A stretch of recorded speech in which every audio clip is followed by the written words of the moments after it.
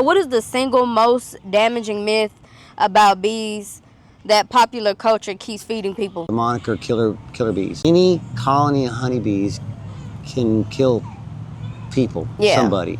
It's just a matter of their disposition that is the difference.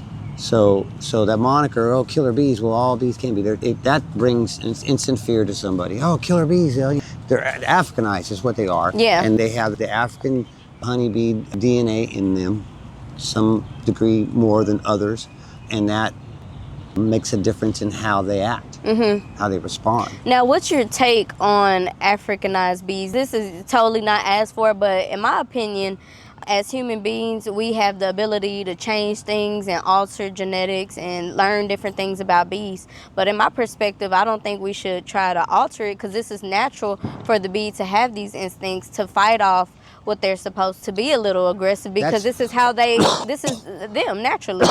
You're 100% correct. That's why the Africanized bee is the way it is, because its environment requires it to be a little more, well, I was going to say a little more defensive, but it's aggressive. Yeah. There's a difference between aggression and defensive. Us sitting here right now and a colony of bees being right there, coming after us and we're not doing anything, that's aggression. Yeah.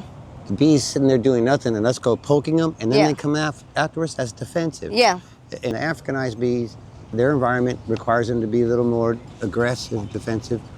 The reason why they exist here now is because somebody was trying to combine the European easygoing bee with the Africanized bee, because the Africanized bee produces more honey, faster rate. And they were trying to eventually get that aggression DNA out of there. Yeah. Of course, that didn't happen.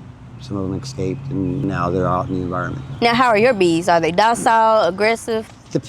Usually they're not aggressive. I don't keep aggressive bees around. If I have a colony of aggressive bees in a red flag zone, I know some beekeepers that like those type of bees.